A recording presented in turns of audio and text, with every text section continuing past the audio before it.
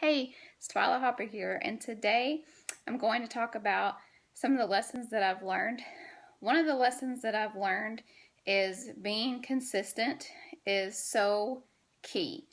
So that is with your post on Facebook or Instagram or whatever social media that you use, that being consistent so that when people come to you or come to your page to see what you're up to, you're consistent.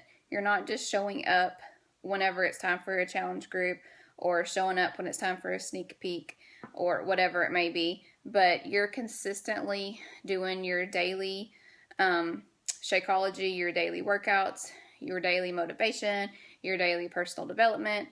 It's just so important to be consistent and being consistent on inviting and being consistent on sharing and not getting to that goal like Success Club 5 and then stopping for the month, but keep going, keep building those relationships, because a lot of the times the people that you're working with months before are the ones that are going to be purchasing from you months later. So a lot of the challengers that I have this month are people that I made connections with and relationships with like 2 or 3 months ago. So it's so important to not just do it when you can and then get to that short-term goal and then stop. And it's so important to keep building the relationships with people and to do your follow-ups. Follow-ups are so huge because those people aren't going to come back to you. Everyone is busy and everyone has other things on their plate. So when they say, maybe next month I'll get back to you, they're probably not going to get back to you. You need to have a list of people and follow-ups that you want to make, and you need to be following up with them on your time. Because they will more than likely forget about it. And they're going to be appreciative, and it's going to mean something to them that you remembered to check back with them. And you remember something that you talked about in the past. So I think that it's so super important to make lists and have a list of people that might be interested in a certain program. And so when that program goes on sale, you can go back to that list and say, oh, Pile's on sale this month, and so-and-so and so-and-so were interested in it a couple months ago, so let me shoot them a message and let them know about it. Or I like to write messages or notes beside my contact list and say, so-and-so was very interested, but she just got back from vacation, so she couldn't afford it this month, but check back with her next month. And then I'll check back with her the following month. And so putting those in place, those systems in place are so important.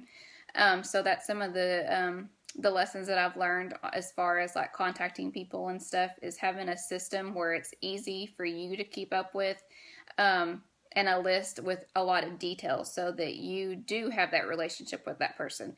And it's more on a deeper level instead of just, hey, I have a challenge group. You actually have a connection with them and say, hey, I just want to see how you're feeling, or if how your move went, or, if it's time, if the kids are back in school now, it's a better time for you to get going, or whatever it may be, that you have something that you personally connect with them. And I also think that some of the lessons that I have learned is just being there more as a team member and plugging into our team page and doing more things for my personal team and doing more trainings and doing more smaller groups, running challenge groups with my coaches and giving them weeks to take care of, but I'm there too to support them, and we do it together. And I think that doing that with a bigger group and with people helping you and you leaning on each other, the challenge groups that we've had the last couple months have been so awesome and so much better than they were in the past when I was just doing them alone. And I actually see my coaches getting excited about them and them reaching Success Club and them running challenge groups and wanting to help and wanting to set that up more. And it's just been so huge to do that. So I think that that's very, very important to do and to help your coaches to do that. Some of the other things that I've learned is that you should be so plugged into every opportunity you can, and to be plugged into trainings.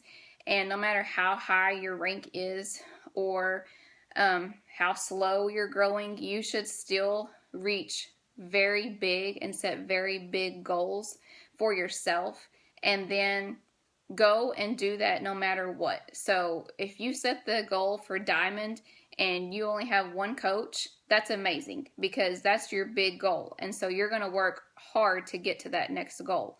And so no matter what it is, set the goal big, and then make daily steps to reaching that goal. And if you need to break it down into smaller things, break it down so that you don't just get discouraged because you can't reach diamond just yet. But you need to set goals, and they need to be attainable, and you need to have them visible, and you need to have an accountability partner that's going to help you to get there. And you need to always be plugged into the trainings and not just say, I tried, I don't know what else to do. Are you really trying? Are you really doing your daily things? Are you really being consistent?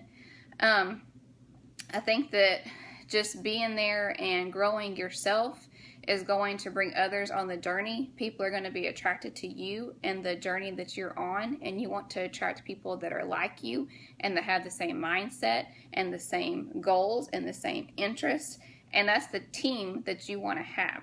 So I just think that being there and setting up a schedule and a time, and I have also started doing more of a set hours throughout the day, because I want to be there for my girls and my husband more, instead of constantly, if I get a message, I immediately look at it. I set more hours, and if I can't check that message right then, it's okay. It's going to be there later, and those people are going to understand that. And then when it's time for me to be there, I'm going to be there. I'm going to be consistent on the times that I am there. I'm going to be consistent with my post.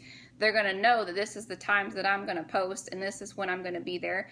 And they're going to know that I'm going to also put my family first. And so don't get overwhelmed by the whole, you could work all day long. You could just sit there and answer messages or message people all day long. And then what is your why? Most of the time people's whys are for their family, to be there more for their family.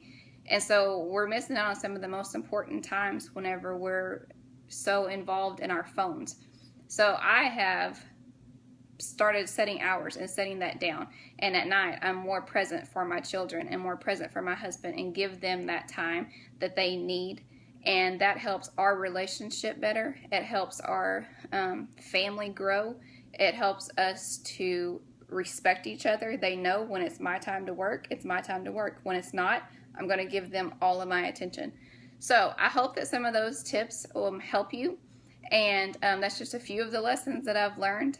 And I also, one more thing is that I learned that I should have started going into this business head on way earlier on. But it's okay. No matter when you start on your journey, you will succeed if you do the daily steps and you're consistent.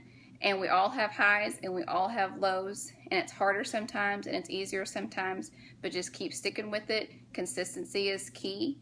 And I hope that you all have an amazing weekend, and I love you all, and I've so enjoyed this week sharing with you, and I hope that you have learned more about me, and I'm always here for you if you want to chat. I'll talk to you later. Bye.